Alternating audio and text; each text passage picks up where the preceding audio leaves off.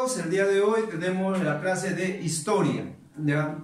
Esperamos que el desarrollo de la presente nos sirva de mucho apoyo, de mucha ayuda para ustedes. Bien chicos, hoy día vamos a ver lo que son los conceptos básicos de la historia, ¿ya? Conceptos básicos de la historia. El concepto de la historia. Dice que la historia es una ciencia social que estudia el desarrollo de las sociedades.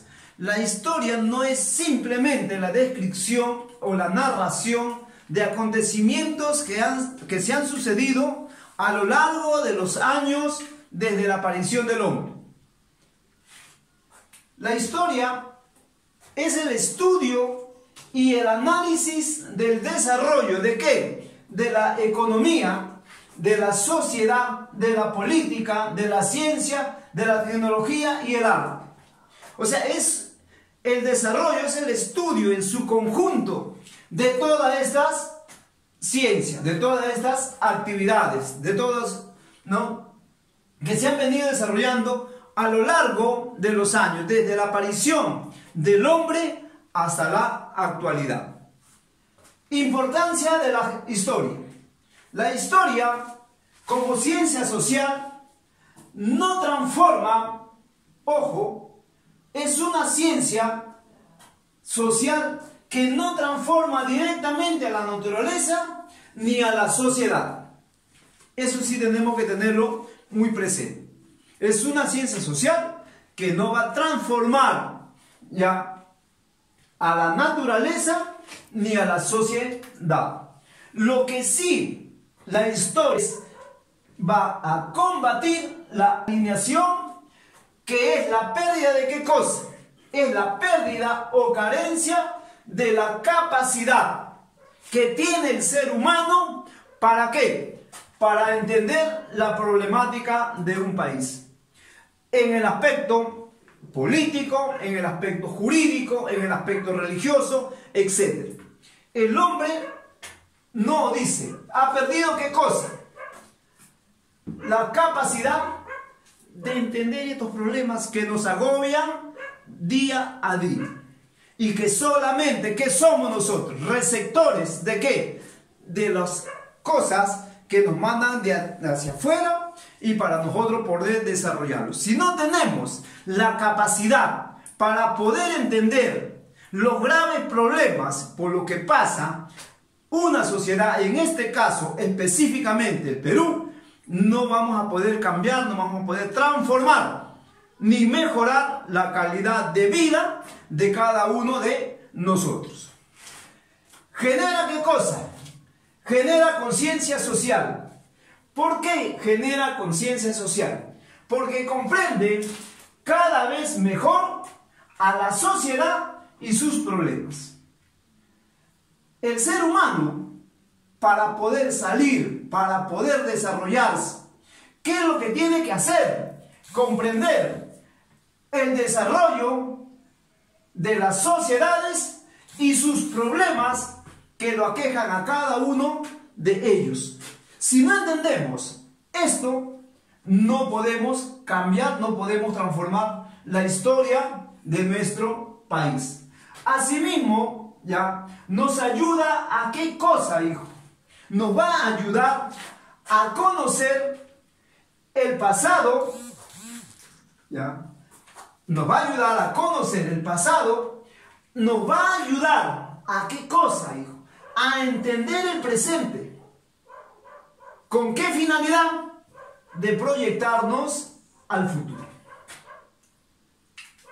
Una sociedad que no conoce su pasado, la riqueza ancestral de un territorio, de un pueblo, hijo, no podemos entender el presente. Ni mucho menos no vamos a poder proyectar ¿a qué cosa? Hacia el futuro. Si no conocemos. Si tú no conoces en casa la descendencia, cómo trabajaron tus abuelitos, cómo trabajaron tus descendientes para que hoy día tus padres tengan lo que tengan hoy día, para que tus padres, que es el presente, te den a ti lo que ellos no tuvieron. ¿Por qué? Porque ellos están entendiendo que te tienes que proyectar hacia el futuro. Si tú no entiendes el sacrificio de tus antepasados. Si tú no entiendes, si tú no conoces el sacrificio de tus antepasados, si tú no entiendes el sacrificio de tus padres, menos vas a entender cómo te vas a proyectar hacia el futuro. Fuentes de la historia. La historia, para ser una ciencia social, se basa también en fuentes. En este caso, en las fuentes arqueológicas. Los monumentos que se han desarrollado a lo largo del periodo ya de nuestra historia. Por ejemplo, lo que se ha hecho en Caral. El hombre de Caral ha dejado fuentes arqueológicas que nos muestran o nos dicen cómo se desarrollaron ellos. Acá en nuestro distrito, Bichama. ¿Algunos de ustedes han visitado Bichama? ¿Algunos de ustedes saben qué es Bichama? Si nosotros nos damos una vueltita por este centro arqueológico, vamos a ver la forma como han vivido estos hombres. Cómo se manifestaron, su cultura, su arte de estos señores en eso. Esos son los restos arqueológicos. Chavín de Huántar, el famoso castillo ya, de la cultura chavín. Las pampas de Nazca, las líneas de Nazca. Machu Picchu, que hasta el día de hoy genera asombro, admiración, no solamente a nosotros los peruanos, sino al mundo entero. Cómo se pudo hacer una ciudadela en una cima de una gran montaña. Cómo llevaron esos hombres esas piedras para poder colocarlos una tras otra y construir una verdadera ciudadela ahí en Machu Picchu. Las fuentes escritas no son otra cosa que los relatos trasladados, escritos, plasmados, ¿no? en novelas, en crónicas. Por ejemplo, las famosas crónicas, ¿no? de los españoles, donde relataban la vida de nuestros primeros antepasados. ¿Cómo no recordar a Garcilaso de la Vega, nuestro gran escritor mestizo, ¿ya? Con sus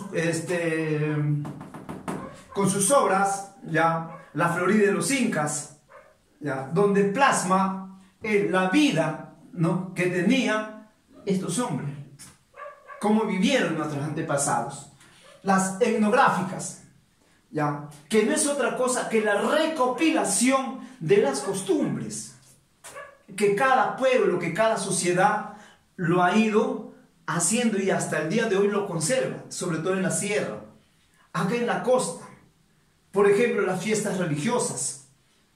Estamos muy próximos, por ejemplo, acá en Medio Mundo.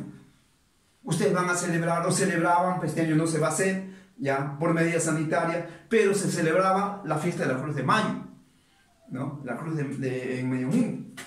Acá en Chilampa, donde está establecido otro colegio. En el mes de octubre también se celebra la fiesta de una virgen ahí, ¿ya? Y así en todos los distritos. En Vegeta, por ejemplo, ¿no? La fiesta de San Juan Bautista. En Guaura la fiesta, ¿no? del Virgen del Carmen. O sea, son fiestas, son costumbres, ¿no? El tipo de comida, la forma de vestimenta, son costumbres que cada pueblo, que cada sociedad ha venido, ¿no? asimilando y que hasta el día de hoy muchos lo conservan. No solamente en fiestas, en trabajos comunales, en la sierra, por ejemplo, los trabajos que hacen, ¿no? en las acequias, la limpia de acequias, ¿no? Entonces, son costumbres, ¿no? que están. ¿Y eso en qué lo vemos? En las fuentes etnográficas. Y por último tenemos las fuentes orales, ¿ya? Relatos que se han venido transmitiendo de generación en generación. Por ejemplo, la leyenda de los hermanos Ayer, la leyenda de Manco Cápac y Mama Ogllo, los mitos que nos han trasladado, ¿no? nuestros antiguos, a través de ¿qué? Los cuentos que tienen de las apariciones, quizás, ¿no? en un determinado lugar, que se aparecía un hombre, o que veías algo. Son mitos, ¿no? que se han venido trasladando de año, de generación en generación. Entonces, esas son las fuentes, ¿no? de la historia, las fuentes arqueológicas, escritas, etnográficas y las orales. Bien, chicos, y llegamos a lo que es la periodificación de la historia del Perú. Cómo el Perú se ha dividido. Cómo el Perú, los historiadores, ya, lo han dividido también al Perú.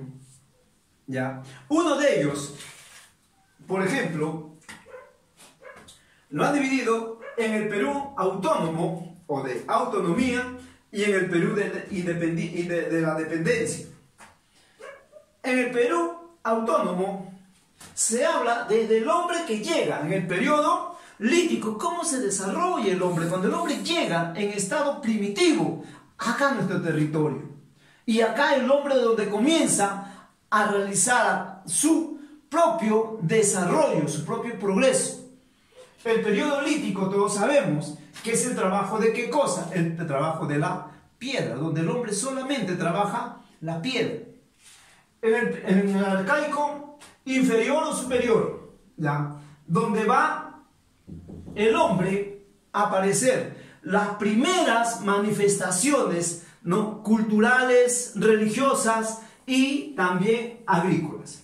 Por ejemplo, tenemos el hombre guitarrero, el hombre de la auricocha, ¿no? Entonces, cuando ya el hombre de Paracas, ¿ya?, o de Santo Domingo, de Pampas de Paracas o de Santo Domingo, donde comienza el hombre a desarrollarse ya, a establecerse en un lugar estable, donde van apareciendo ya la agricultura, de a poco va apareciendo, como por ejemplo en el hombre de guitarrero, ¿no?, o en el hombre de las Pampas de Nazca o de Paracas o de Santo Domingo, ¿ya? El formativo inicial, aquí ubicamos acá ubicamos, por ejemplo, ¿no?, al hombre de Caral, con un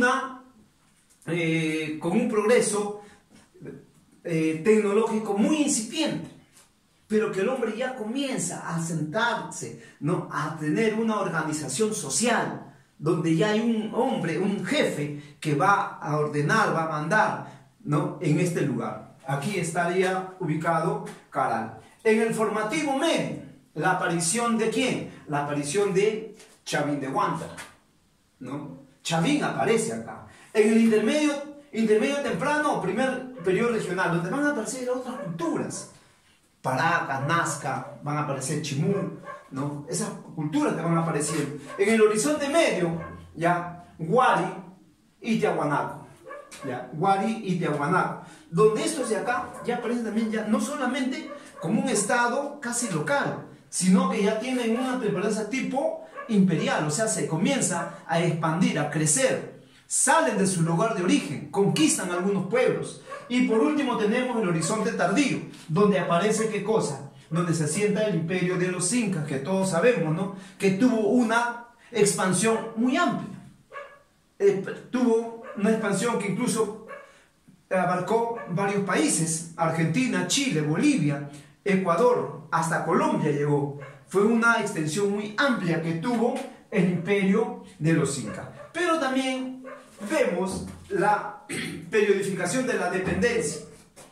¿Ya? Cuando el Perú, después de la captura de Atahualpa en Cajamarca, ¿ya?, los que se van a sentar acá son los españoles, que para muchos y para mí personalmente no fue una conquista, fue una invasión. Esa invasión europea, esa invasión española, ¿no?, se refleja a través de la colonia y el virreinato, que duró aproximadamente 3 siglos, casi 280 años de dependencia española, con casi 40 virreyes que gobernaron durante el virreinato aquí en el Perú. Tenemos la República Dependiente. No, las guerras de la independencia, cuando se comienzan a crear condiciones para la independencia del Perú. Pero ¿quiénes lo desarrollan? ¿Quiénes lo van a organizar? ¿Quiénes lo van a dirigir? Los criollos, la gente española que se veía ya rezagada por sus mismos congéneres, o sea, sus mismos compatriotas que venían de la España peninsular. O sea, son ellos los que van a preparar todas las condiciones para su favor de ellos, para su favor. La República Dependiente, una vez el Perú recuperado, entre comillas, su independencia, ¿no?, que lo fue proclamada, ¿por quién? por don José de San Martín, claro, lógicamente, ¿no? Por don José de San Martín, pero que fue una independencia entre comillas. ¿Por qué? Porque nosotros seguíamos todavía dependiendo, o íbamos a seguir dependiendo de otros países, la República Dependiente. Luego de eso, ¿no? Viene, y acá, ojo, que en esta República Dependiente, nosotros fuimos a parar a manos de ¿quiénes? De los británicos, porque fueron ellos los que impulsaron esta independencia, por la gran lucha que tenían, ¿no? entre sí con los españoles. Los ingleses fueron los que prácticamente financiaron, ¿no? la independencia del Perú. El primer militarismo. Pasado la guerra de independencia, establecido la república, fueron los militares quienes trataron o gobernaron al Perú ya de una manera que no trajo qué cosa más que pobreza y crisis y endeudamiento para nuestro país. Pero ojo, durante todo este problema que ya habíamos tenido nosotros, aparece la famosa prosperidad falaz. Su nombre lo dice, prosperidad, un auge que hubo en la economía del Perú. Y falaz, todos conocemos que es una mentira. O sea, una prosperidad mentirosa. Una prosperidad que en realidad no llegó a la población. Tuvimos cantidad de ingresos económicos por la venta del guano, por la venta del salitre, con los ingleses. Pero ¿dónde se fue para ese dinero? A los bolsillos, ¿no? de nuestros gobernantes. Por eso es que el Perú hasta el día de hoy sigue así. El problema de corrupción no es un problema de ahora, hijos. No solamente estamos ahorita, ¿no? diciendo, ay, qué corrupto. No, la corrupción viene desde años atrás, incluso desde años antes de la República, de la Independencia. Eso es lo que nos ha caracterizado quizás a los gobernantes durante todo este periodo. Luego viene ya la época de la República Dependiente del capitalismo estadounidense, norteamericano. ¿De qué año estamos hablando? De los años 1920, cuando Augusto B. Leguía prácticamente entrega la economía del Perú a manos de las grandes empresas transnacionales norteamericanas. Posteriormente, ya, se nombra el oncenio que lo llegó, ¿no? O sea, los 8 años que tuvo ya en el gobierno a don Manuel Odría, un militar ya que quiso ya quedarse quizás en el poder del gobierno peruano, pero tuvo 11 años. ¿Qué hizo? Tampoco nada. Luego tenemos la crisis de la oligarquía peruana. Estamos hablando de los años, ¿no? de los años 60 hacia adelante, donde los terratenientes peruanos entraron en crisis ante el avance de los campesinos por recuperar, hemos dicho, sus derechos que habían sido ya maltratados, confiscados, ¿no? abusivamente por los grandes latifundistas que había en el Perú. ¿Ya? En eso incluso hubo ya un tercer golpe militar por dirigido en este caso por Juan Velasco Alvarado, que no fue otra cosa que un militarismo reformista, que quiso cambiar algunas cosas, pero en el fondo no cambiaba la esencia, la estructura ya de la economía, de la pobreza peruana. Hasta llegar en los años 80, ¿no? con el retorno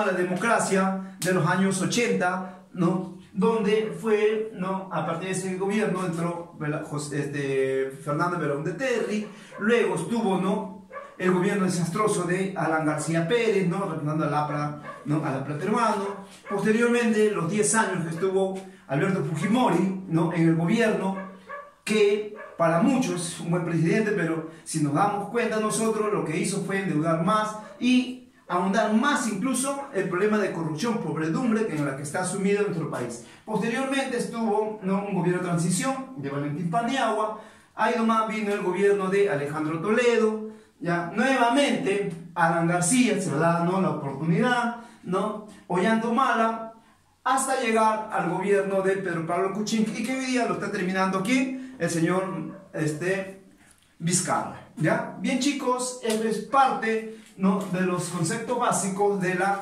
historia. Bien, ojalá hayamos cumplido en algo, chicos. Nos estamos viendo en la próxima clase.